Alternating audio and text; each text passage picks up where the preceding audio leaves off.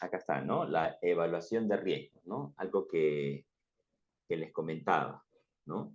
Miren, antes de entrar de lleno a esta parte de evaluación de riesgos, ¿no? Es importante, ¿no?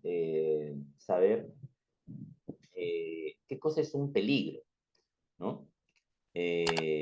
Podemos definir peligro, pues, como aquella actividad que genera un daño a la persona, al medio ambiente, a los procesos, a la infraestructura de la empresa, ¿no es cierto? Eso es peligro, ¿ya? Bajo ese punto de vista, colegas, todo representa un peligro, de alguna u otra manera, ¿no es cierto? Si nosotros de repente estamos sentados en este momento y no nos hemos dado cuenta y la silla está por caerse y nos vamos a caer porque la silla está en mal estado, nos caemos. La silla representa un peligro porque nos ha causado un daño, ¿no es cierto? Si nosotros no nos damos cuenta, salimos sin percatarnos, nos golpeamos con la puerta, ¿no? La puerta es un daño, ¿no? Salimos, caminamos, no nos damos cuenta de que hay un, no sé, un papel, no sé, algo que esté en el piso, nos tropezamos, ¿cierto? Y sufrimos un daño, ¿no es cierto? Bajo ese punto de vista de que el peligro representa todo aquello que genera un daño, ¿no? Entonces, todo en realidad es peligro, de alguna u otra manera, ¿de acuerdo? ¿Ya? Ahora, es importante saber, como dice la definición, es un proceso posterior a la identificación de peligros. O sea, si yo voy a querer definir un riesgo, ¿no es cierto? Yo tengo que saber primero qué cosa es un peligro, ¿de acuerdo? ¿Ya? Por eso estamos ventilando acá la definición de lo que es peligro. Peligro igual a daño, ¿no es cierto? Ya hemos dicho, la persona, medio ambiente, infraestructura, equipos, en fin. Es un daño. El peligro es un daño, ¿no? Ahora, ¿qué cosa es riesgo entonces? Porque si me están hablando acá de evaluación de riesgo, yo necesito saber obligatoriamente qué cosa es un riesgo. O sea, yo no puedo evaluar algo que yo sé, no conozco, ¿es cierto? ¿No? Entonces, fíjense, colegas, es sencillo. Un riesgo, ¿no? Es lo que genera, es la consecuencia de un peligro. Vale decir, ¿qué me va a pasar como consecuencia de ese daño? ¿No es cierto? Entonces, para colocar nuevamente los ejemplos, ¿no? Si hemos dicho que el daño, ¿no es cierto? El peligro es la silla, ¿no? Porque estaba mal, no sé. Entonces, ¿qué me va a producir una silla en mal estado? Que me caiga, que sufra golpes, quizá heridas, ¿no es cierto? Torceduras, ¿se dan cuenta? ¿No? Esas son las consecuencias, ¿no es cierto? Del peligro.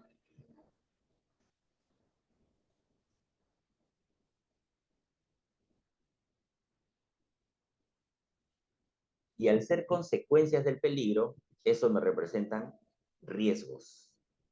Entonces, nos damos cuenta, colegas, de que para un peligro pueden haber varios riesgos, ¿cierto? Para un daño, para un potencial daño, pueden haber varias consecuencias, ¿no es cierto? Claro. La puerta, ¿no? ¿No? Me golpeé con la puerta. Bueno, el hecho de decir ya golpeé es una consecuencia, ¿no es cierto? ¿Qué pasó? Te golpeaste. Esa es la consecuencia, ¿ya? Sufrí un golpe en la cabeza.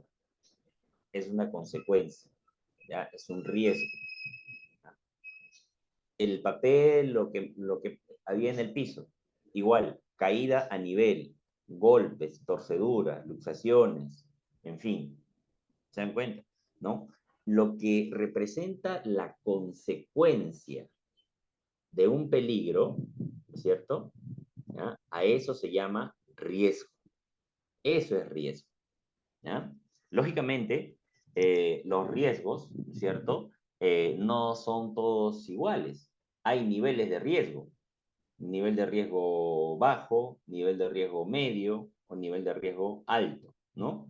Por eso nosotros sabemos que existen trabajos de alto riesgo, dicen, ¿no? ¿No? Lógicamente, ¿no? Porque la consecuencia, ¿no? Es mucho mayor, que puede generar en la muerte. ¿Se dan cuenta? ¿No?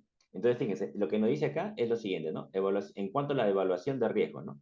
es un proceso posterior a la identificación de los peligros, que permite valorar el nivel, justamente lo que le estaba diciendo, ¿no? Nivel alto, medio, bajo.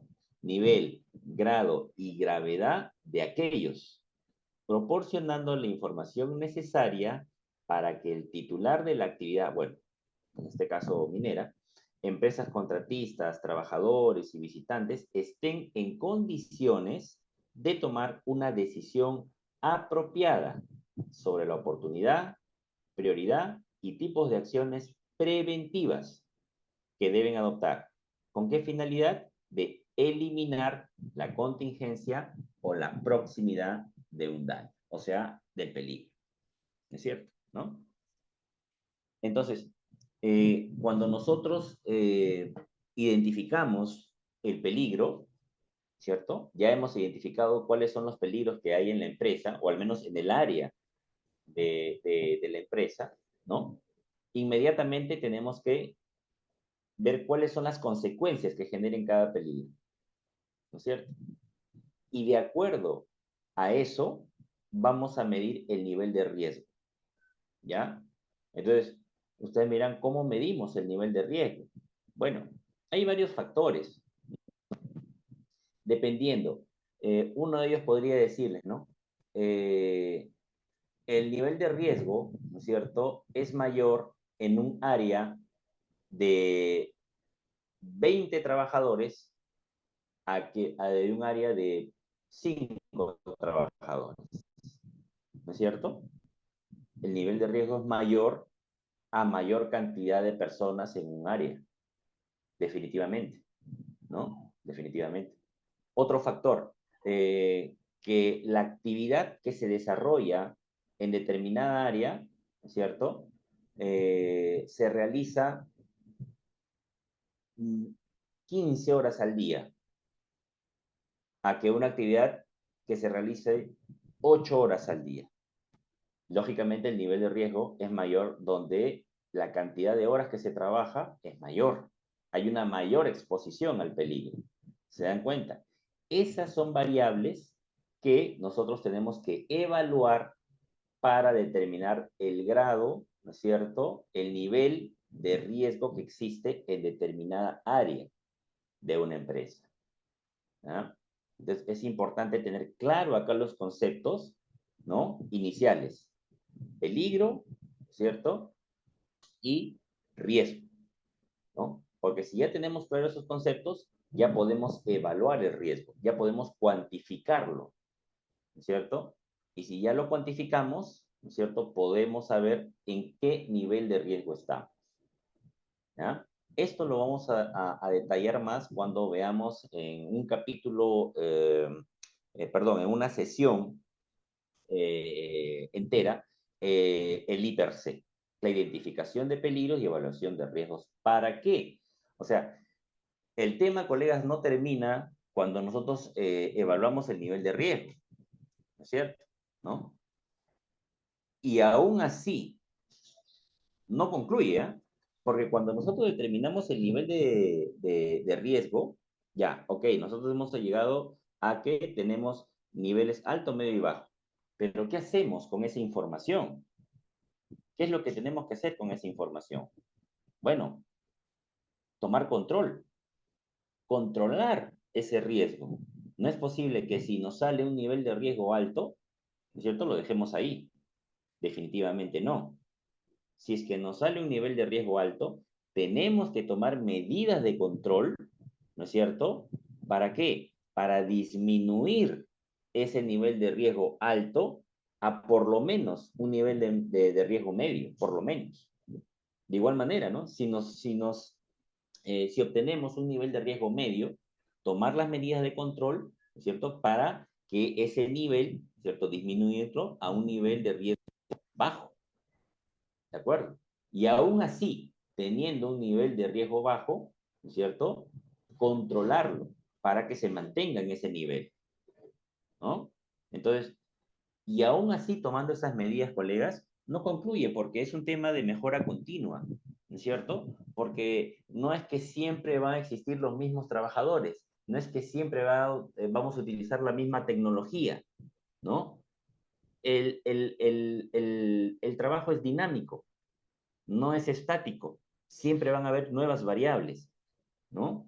Si varían los trabajadores, bueno, hay que seguir capacitando a los trabajadores. Si es que ingresa nueva tecnología, nuevos equipos, nuevas herramientas, hay que igual capacitar a los trabajadores sobre el uso de la maquinaria, ¿no es cierto? ¿No? Entonces, se generan nuevos peligros y por lo tanto nuevos riesgos y por lo tanto nuevas medidas de control. ¿Ya? Entonces, es un tema interesante, importante, que nos va a abarcar toda una sesión, pero ya reitero, ¿no? Que es importante que nosotros tengamos claro, ¿no es cierto?, estos conceptos, ¿no? De peligro, riesgo, ¿no? De acuerdo a eso, ya la elaboración de la matriz, ¿no? Porque es una matriz, como podemos observar en la imagen, ¿no? Eh, nos va a ser de mayor utilidad y mayor facilidad. Lógicamente vamos a ver algunos aspectos también que involucran esto, ¿no?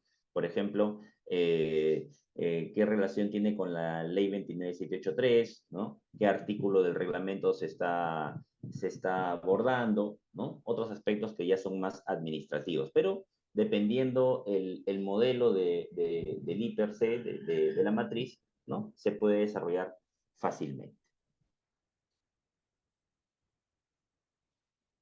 Bueno, hablábamos de trabajos de alto riesgo, ¿no es cierto? Ya sabemos que existen niveles de riesgo, ¿no? Ahora, ¿qué decir de los trabajos de alto riesgo? ¿No? Bueno, podemos citar, ¿no? Trabajos de alto riesgo, ¿no? Trabajos en espacios confinados, ¿no? Donde eh, la cantidad de oxígeno donde se desarrolla la actividad no es la suficiente, no es la adecuada, ¿no? Es un trabajo en espacio confinado, ¿no? Donde la condición en que se va a realizar la labor, ¿no es cierto? Es algo accidentada, por decirlo menos, ¿no es cierto? ¿No? A eso nos referimos cuando hablamos de espacios confinados, ¿no? Trabajos en caliente, ¿no? Cuando desarrollamos trabajos de soldadura, oxicorte, en fin, ¿no? Que tenga relación con un trabajo a altas temperaturas, ¿no? Es un trabajo de alto riesgo, ¿no? Excavaciones mayores o iguales a 1,5 metros, ¿no es cierto? De igual manera, ¿no? Son trabajos de alto riesgo, trabajos en altura, ¿no es cierto? Trabajos mayores a 1,80 m, trabajos eléctricos en alta tensión, ¿no? Conocer también cuáles son las características, ¿no? En ese aspecto, ¿no? Por ejemplo, cada trabajo de alto riesgo, ¿no? Es un tema particular a saber, ¿no? Nosotros como supervisores tenemos, ¿no es cierto? La obligación de conocer, ¿no es cierto? Los riesgos a los cuales los trabajadores están expuestos cuando se realizan esos trabajos, ¿no? Y acá, colegas, es importante saber, ¿no es cierto? Y mencionar un aspecto muy, pero muy importante en la supervisión. No solamente trabajos de alto riesgo, trabajo de alto riesgo con mayor razón, pero es un punto clave, esencial, los procedimientos de trabajo. Eso es fundamental.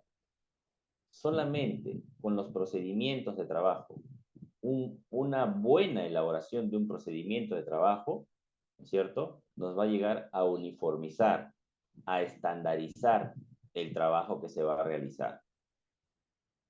De no haber un procedimiento de trabajo, un operador, ¿no? Un operario, ¿cierto? Va a realizar la actividad como él cree conveniente. Y el otro trabajador, aún realizando la misma actividad, lo va a hacer a su manera. Entonces, no se establece un estándar de trabajo. ¿Se dan cuenta? ¿no? Y es importante, ¿no es cierto?, establecer un estándar de trabajo, toda vez que el procedimiento de trabajo no solamente nos indica qué cosa es lo que vamos a hacer, no solo nos indica cómo lo vamos a hacer, sino la manera segura en que lo vamos a hacer. Por eso, no es cuestión tampoco de elaborar un procedimiento de trabajo por implementar. No. Como mínimo, el procedimiento de trabajo debe realizarlo en conjunto. El jefe de operaciones, el encargado de seguridad, el supervisor, y un trabajador con experiencia en esa actividad. ¿No es cierto? Ellos, la parte experimental, ¿cierto?, conocedora, profesional, debe elaborar un procedimiento de trabajo. Y de acuerdo a ello, ¿cierto?, los empleados deben de realizar la labor. Porque imagínense, ¿no? Una operación que cada quien realiza trabajo como cree conveniente, bueno, no hay ninguna estandarización, ¿no? Entonces, eso es importante que nosotros, ¿cierto?, lo implementemos, si es que no lo hay, dentro de las operaciones que se realizan en campo, ¿no? Trabajos eléctricos de alta tensión, trabajos de instalación, operación, manejo de equipos y materiales radioactivos, ¿no? Otros trabajos valorados como de alto riesgo en los hiper-C, ¿ya? Todo trabajo de alto riesgo, nos dice también la lámina, requiere obligatoriamente del PETAR, ¿ya? Fíjense, el PETAR son iniciales que nos indica permiso escrito, ¿ya?, de trabajos de alto riesgo. Y esto solamente se da para trabajos de este tipo, de alto riesgo. Hemos mencionado el hiper-C, ¿de acuerdo? Vamos a poner un ejemplo, ¿no? Se están realizando trabajos en altura, ¿de acuerdo? Ya, entonces, en trabajos en altura, colegas, ¿no es cierto?, existen solamente para esa actividad una serie de peligros, una serie de riesgos, ¿cierto? Entonces, se elabora, ¿no? Se conoce como el ATS, el análisis de trabajo seguro. Entonces, los trabajadores realizan la lista de peligros, la lista de riesgos y las medidas de control que van a utilizar, que van a implementar, ¿ya? Muy bien. Una vez que ha sido desarrollada esa, se presenta al encargado, al responsable, ¿no? Y el cual, si está todo conforme, esta persona responsable, este profesional responsable, ¿no?, otorga el permiso de trabajo. Es decir, para realizar un trabajo de alto riesgo, obligatoriamente se necesita un PETAR, el permiso escrito de trabajo de alto riesgo. Si no existe el permiso de trabajo de alto riesgo, lógicamente firmado por los responsables, ¿no es cierto? Y cuando menciono responsables, me refiero a personas capacitadas, ¿no es cierto?, que conocen, saben, tienen experiencia en el tema, ¿ya? Si es que no existe autorización sobre esto, no se puede empezar la labor. Es más, si condiciones de trabajo cambian una vez ya otorgado el permiso, se tiene que volver a realizar un nuevo permiso, porque las condiciones de trabajo han cambiado, han variado. Ya no son las mismas que cuando iniciamos la operación. ¿De acuerdo? ¿Ya? Entonces, esto también es importante conocer, saber, porque, perdón, este tipo de trabajos, ¿cierto? Como su mismo nombre lo indica, el nivel de riesgo es alto. Por lo tanto, la consecuencia que va a generar, perdón, ¿no?, si es que no se toma una medida adecuada, una medida de control adecuada, son accidentes incapacitantes, ¿no? Y hasta mortales. Por eso hay que tomar bastante foco en esto también, ¿ya? Y esta lista, como ya hemos dicho, este permiso tiene que estar en todo momento, colegas, en todo momento en el lugar donde se desarrolla la actividad. No es que usted firma o el encargado firma o la autoridad firma y se lleva la hoja. No, esa hoja permanece ahí en campo hasta que se termine esa actividad de alto riesgo, ¿ah? Ahí debe ser. En el campo debe estar hasta que se concluye la actividad.